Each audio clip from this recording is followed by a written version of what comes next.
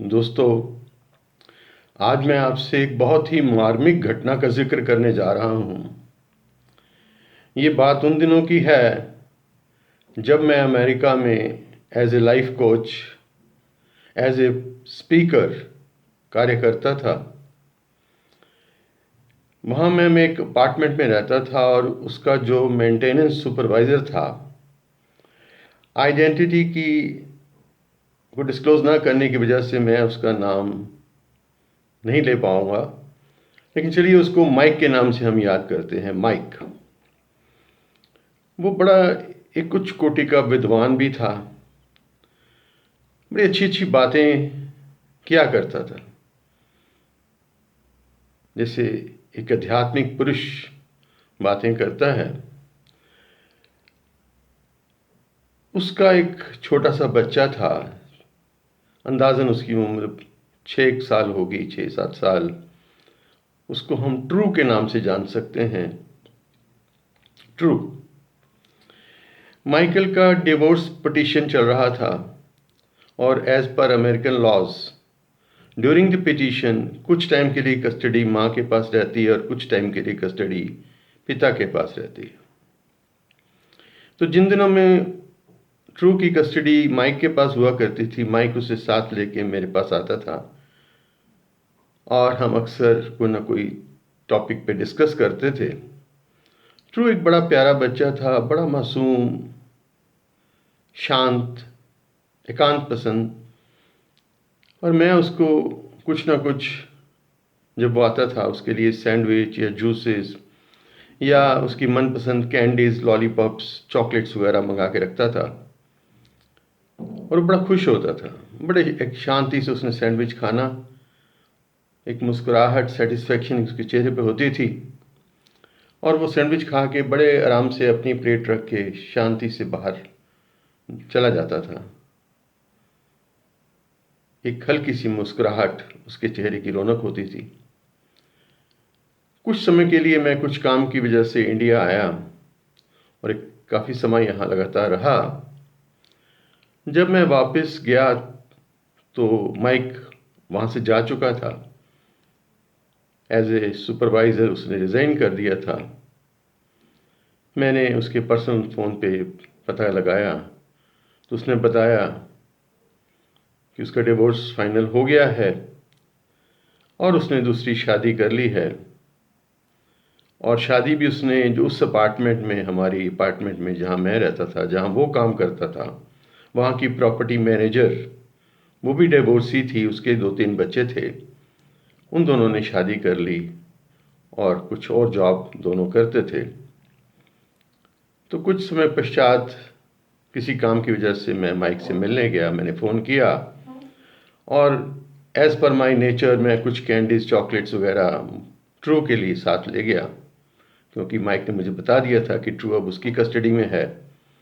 जब मैं वहाँ पहुँचा उनके घर पर तो ट्रू बाहर एक साइड पे बैठा था, शांत, एकांत। वही हल्की सी मुस्कुराहट उसके चेहरे पे आई और वहाँ खड़े अपने दोस्तों से वो मुझे इंट्रोड्यूस भी कराया उसने कि ही इज़ पॉल, क्योंकि अमेरिका में कोई और डेजिग्नेशन साथ में अंकल या कुछ भी ऐसा नहीं बोलते, डायरेक्ट नाम से बुलाते हैं।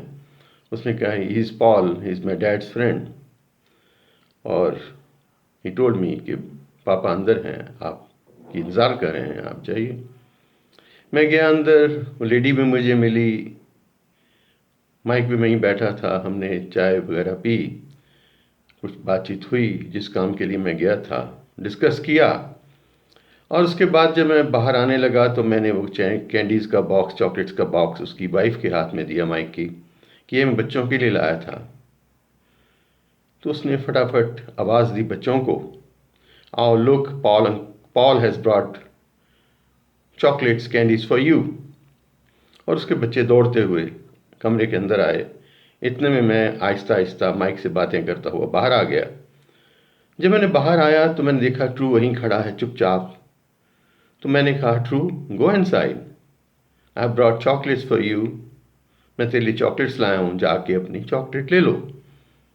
वो सहमा सा अंदर गया।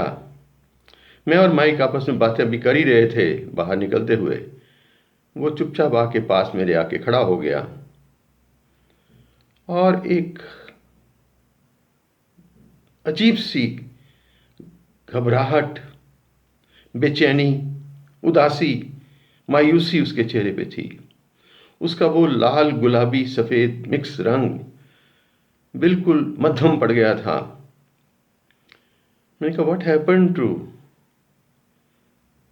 You don't like chocolates any more? वो मुंह उठा के मेरी तरफ देखने लगा।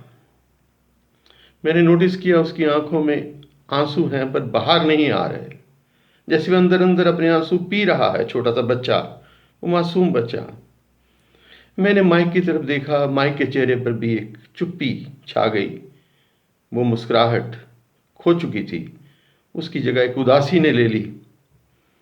और ट्रू लगातार मेरी तरफ देख रहा था भीगी आंखों से, जैसे मेरे से एक क्वेश्चन कर रहा है, एक प्रश्न कर रहा है, Paul, where I am wrong, मेरा कसूर क्या है, मेरा कसूर क्या है, एम एट फॉल्ट, मेरा कसूर क्या है? दोस्तों, ये ट्रू का सवाल मुझसे नहीं, मुझे सब बात समझने में कि ज़्यादा देर नहीं लगी।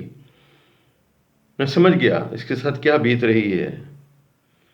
और वो सवाल मेरे माध्यम से उसने पूरे समाज से किया है, समाज के उन तमाम जिम्मेदार लोगों से किया है, तमाम समाज के उन धार्मिक नेताओं से, वो जो धर्म के ठेकेदार बनते हैं उनसे किया है, वो जो अपने आप को समाज का जिम्मेदार नागरिक कहते हैं उनसे किया है। ये किसी देश विशेष के लिए नहीं, ये किसी नगर विशेष के लिए नहीं, पूरी दुनिया के लोगों से उसने ये सवाल उठाया है कि जो अपने आप को एजुकेटेड क्लास समझते हैं, जो अपने आप को सोशल लीडर्स कहते हैं, समाज सुधारक कहते हैं, उनसे ये सवाल कर रहा है मासूम वो चेहरा, जो आज भी मेरी छाती पे एक तीर की तरह लगता है। जब भी मैं याद करता हूँ मेरे अंदर एक बेचैनी छा जाती है।